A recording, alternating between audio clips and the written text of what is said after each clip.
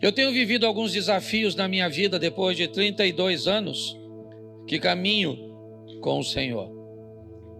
Volta e meia eu me encontro enfrentando grandes lutas com velhos inimigos, cujos quais eu já havia pensado ter vencido, pensamentos, vontades, desejos e situações que eu já achava estar totalmente apto a enfrentá-las.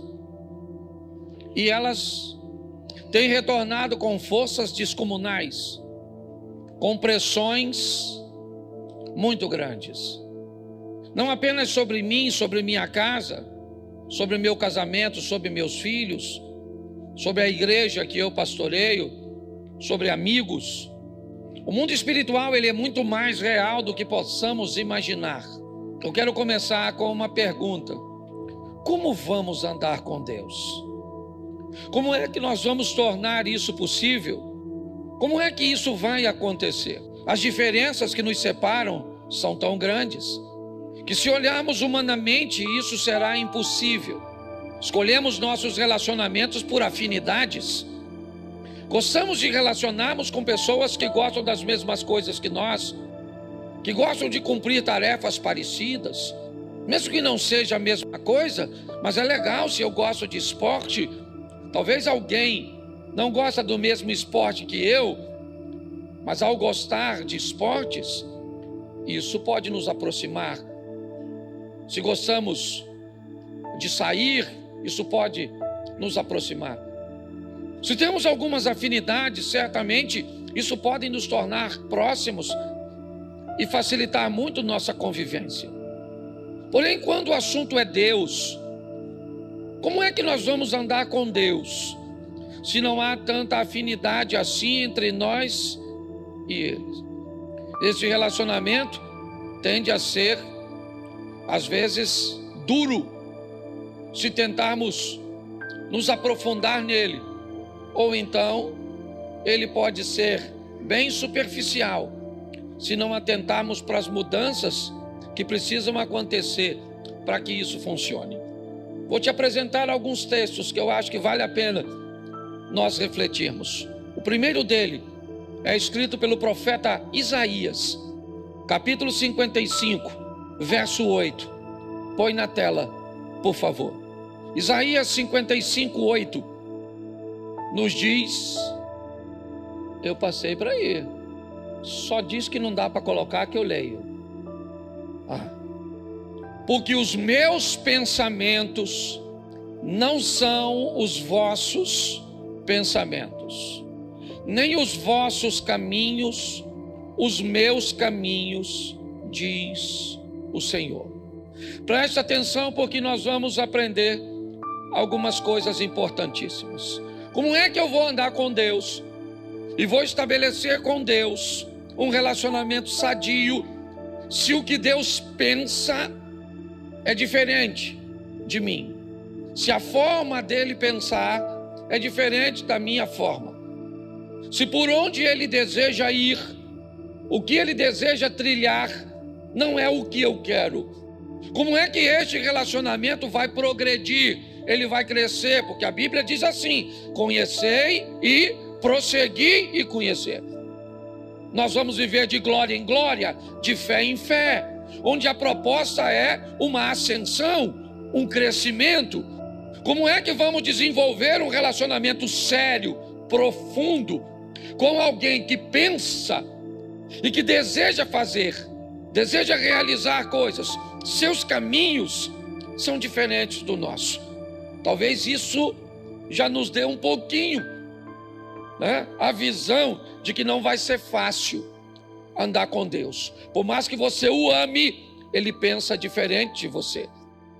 Por mais que você o ame, ele quer que você faça coisas que você não quer fazer.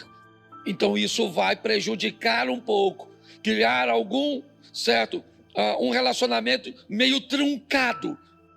Alguma coisa que vai precisar de um aperfeiçoamento, que haverá alguns choques, que não será fácil, que não basta derramar o meu coração na presença de Deus, porque quando eu saio do ambiente da oração, as tentações, as provocações, as adversidades, elas vão me pressionar.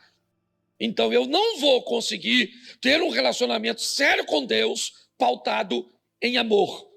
Amor não é suficiente para sustentar um relacionamento como esse.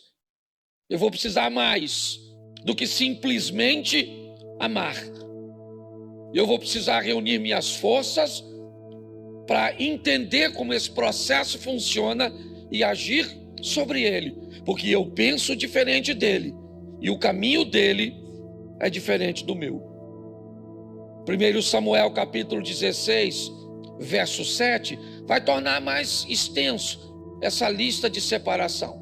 Porém o Senhor disse a Samuel, o profeta do Senhor: escute aqui, esse cara está velho nessa ocasião, mas deixa eu te explicar, ele ouve a Deus desde garotinho. Ele não é um iniciante na caminhada profética.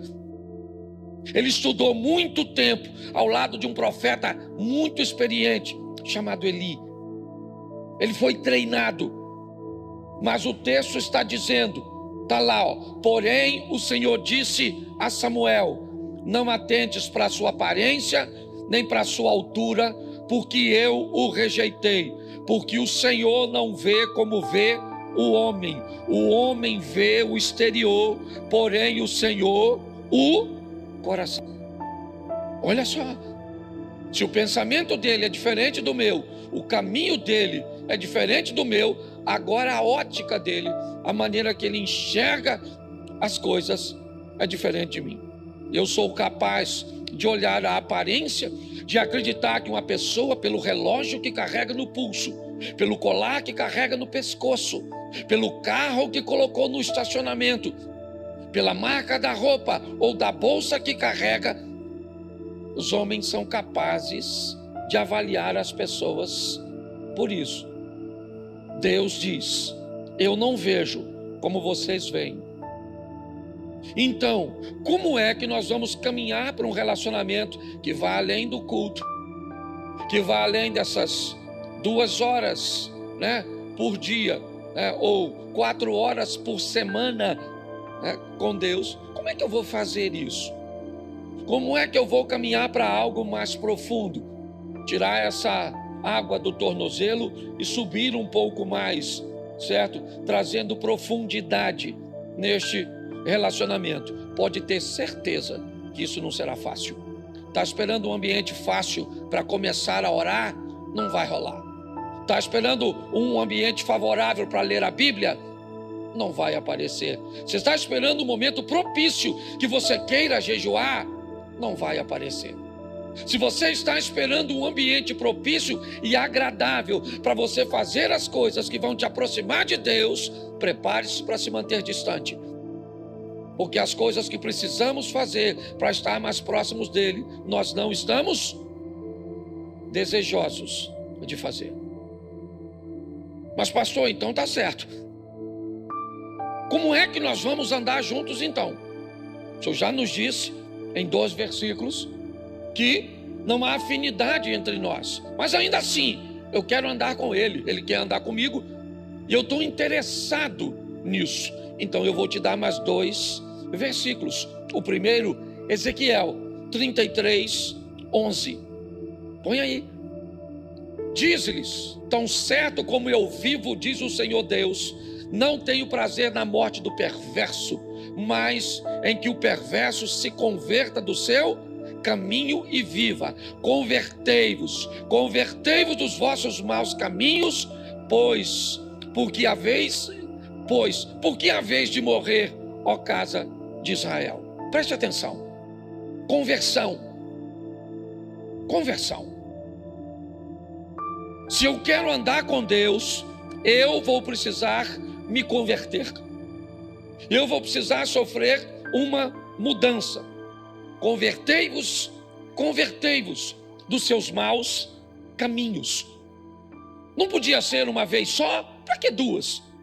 Para que inúmeras informações sobre isso? Não bastaria uma? Não. O processo, às vezes, é muito lento.